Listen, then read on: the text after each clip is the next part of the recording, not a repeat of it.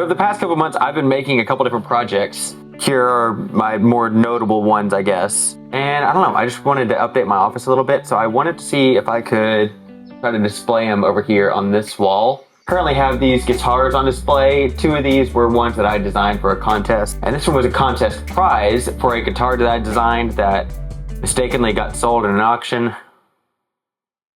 But that's not important right now. The truth is I only kind of play guitar just for fun sometimes.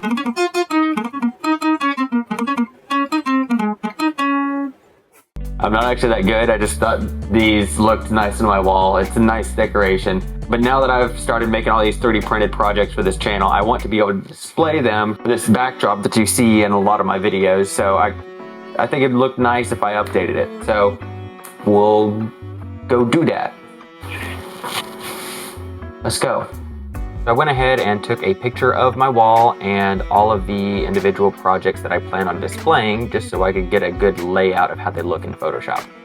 All right, so I've got everything pulled up in Photoshop. I took out my guitars and I scaled everything as closely as I can, like to roughly the right size. So I kind of want to just get things basically laid out like I want them. Like I'm thinking I want to have things like maybe something like this. I'm not sure. I want to like have my logo in here in some way, so like maybe it sits like here. I might cut it out of vinyl or something. I'm not sure what I want to do. As far as the layout of all these things, obviously this is only 4 of my projects. Other stuff I've sent off to other people, so I don't have everything that I have made. I'm still going to make more projects, so I want to see if like maybe I can make this modular in some way. Okay, how do we do this? I will put these like here, and I'm gonna leave room right here for the project I plan on making next month. So like already like kind of seeing in the future a little bit, give me some space there. I think I'm cool with that. I might say just screw the grid idea. I think it's gonna be overcomplicating it. If I wanna move something, I'll actually build a mount and do things for it. Yeah. All right, so we'll just have custom mounts for each individual thing. And then every time I make something new, I can shuffle things around if I want to, or just shove it in where it can fit. Don't. Okay, so I guess it's 3D modeling time. All right, so we need to get measurements and stuff, and we'll start modeling all this stuff up. We'll make that the assignment for Austin tomorrow. So see y'all tomorrow. All right, so for this guy, I think it's gonna be pretty simple. I'm just gonna have like a little knob that sticks out from the wall. I'm not worried about him. This one should also be pretty simple. I'll just have 2 shelves here. Only problem is this thing's freaking heavy. I still have all of the motor and stuff in here. I might need to take some of this out. I don't know, I'm just worried about the 3D printed parts not being able to hold it up. Gosh, if this one's up at the top, that means if it fell, it would knock down everything else. Let's do it anyways. Now, this guy, oh, well, first of all, I don't think I'm gonna be storing the costume with him anymore. This needs to be able to hold a little more weight than the video game head, but I still think that'll work out fine. Now for this though, I want to be able to show off what it actually is. It's not just a crock, it is a hat. And I want to be able to easily display that. So I almost feel like I want to 3D print a head for this to sit on. I think that's fine. All right, I think I just have some 3D modeling ahead of me. So we'll do that real fast. 1 modeling session later. All right, I have modeled up all of the necessary mounts, including the head for the crock, which I'm gonna do on a different printer, but this is all of the main mounts that are gonna go up on the wall. I think with these settings, they're gonna be plenty strong, and it'll only take almost 3 days-ish. So I'm gonna go check those on the printer, and I'll see you guys when they're done.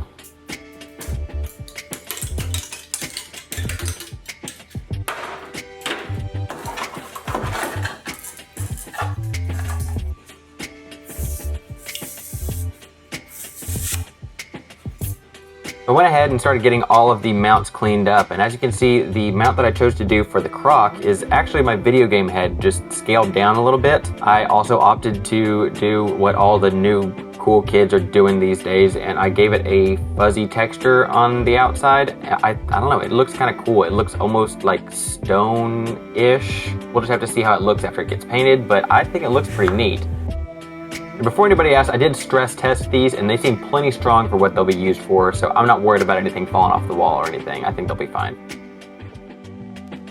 Time for the paint. So I give everything a quick sand. This isn't my full smoothing process with Bondo and all that jazz. This is just to roughen up the surface so it accepts paint.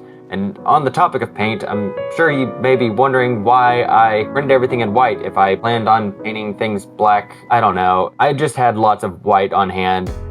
If I had lots of spare black filament, that's probably what I would have used instead of painting all this stuff, but it's whatever. It's not that big of a deal to paint things. This is my first time printing something with fuzzy skin like this and also then painting it, but it looks pretty dang cool, I gotta say. But now we gotta take all the guitars down and smooth down the wall. Of course, it left terrible holes, so I had to fill those holes and then repaint the wall, which is difficult to do with chalkboard stuff, but we made it good enough.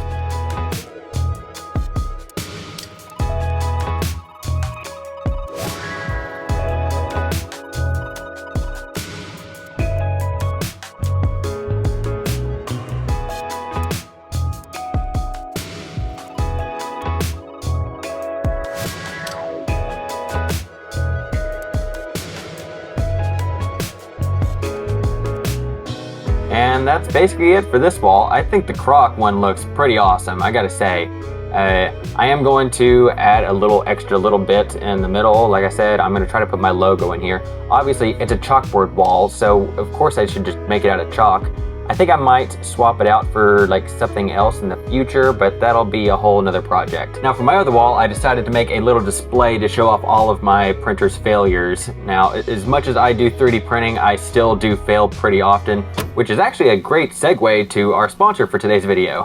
Does your 3D printer take way too many artistic liberties when you need it most? Or perhaps you just don't have a 3D printer at all? Then you should check out today's sponsor, PCBWay. PCBWay offers so many incredible services to makers like me. Their focus is on making custom circuit boards, but they also offer CNC machining, injection molding, and of course 3D printing. But not just basic 3D printing, I mean, look at all these material options. I'm actually ordering a part now that you'll be seeing in a future video. And right off the bat, you can see they've got a bunch of different options for materials. Like I could get a high quality resin 3D print just from ordering from them, and they'll do the whole thing for me, and I won't have to go get my own resin 3D printer or anything. But what I'm looking at today is they've got these new metal 3D printing options. So I'm actually gonna get them to print something from one of my future projects in metal, and you guys will see that in the next video, I believe. But yeah, PCBWay, pretty sweet option for makers. Like just being able to make custom parts for your project without needing all the expensive equipment, like that's a game changer. I would highly recommend them. You should go check them out. Thanks again to PCBWay for sponsoring this segment of the video, and let's get back to it. Alright, so here is the final failure display. It would have been really funny if my printer actually failed while printing this, but that didn't happen. We've got a big old shelf here to display all of my failures, and of course I'm going to write the number of how many days that it's been since my last failure, so you'll probably see that number change every now and then. I included this little channel on the inside so that I can install a black light. I will see if that even works. I don't know how well my chalkboard markers are even going to work on this. We'll find out. I did opt to smooth out this entire thing with Bondo. If I'm going to be writing on this thing, I want to make sure every little crack and nook is filled in so it looks smooth and nice when I'm writing on it. So of course, if I'm using chalkboard markers, I need to use chalkboard paint on this. Well, I ran out of chalkboard paint and just used regular black paint. Don't tell anybody. Alright, so here's the deal. I bought a bunch of these chalk markers to use on this. They're supposed to be like blacklight UV activated, but I tested a bunch of them already, and these are the only ones that actually glow. This blue one and this white one do not. And I had mostly bought this for the white one. I was just getting other colors because I thought it might be fun to occasionally use them. But this is the only one that really mattered to me, and it doesn't glow, which is weird and stupid. So yeah. So instead I decided to go for a fiery chaos type look, and in the end I think that was a better idea. And it does indeed glow. It looks pretty good. Obviously I got to clean it up a little bit, but I think it looks pretty nice. We'll just have to see how the blacklight strip does when I install it.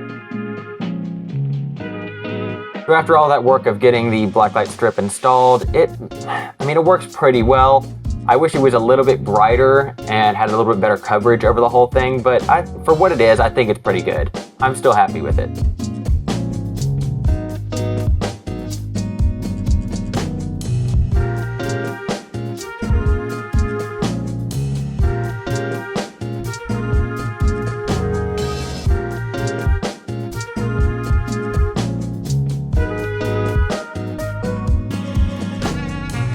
Alright, well, I guess that's it.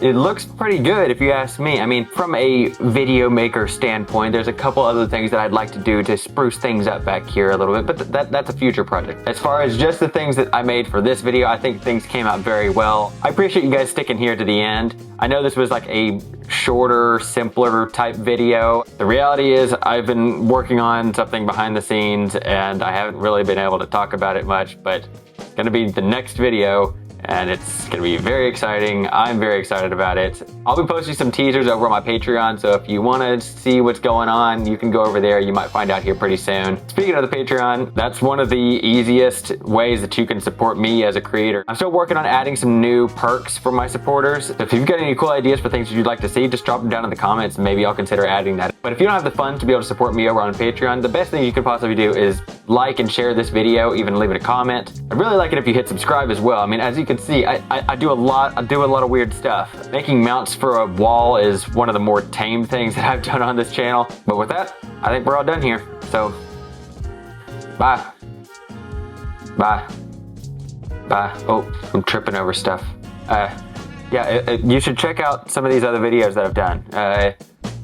This one's probably cool. I don't know what it is, but it's the one that YouTube tells you should watch. You should watch that one. And then you should come back and you should watch that one too. To watch both of them. Do that. Ah!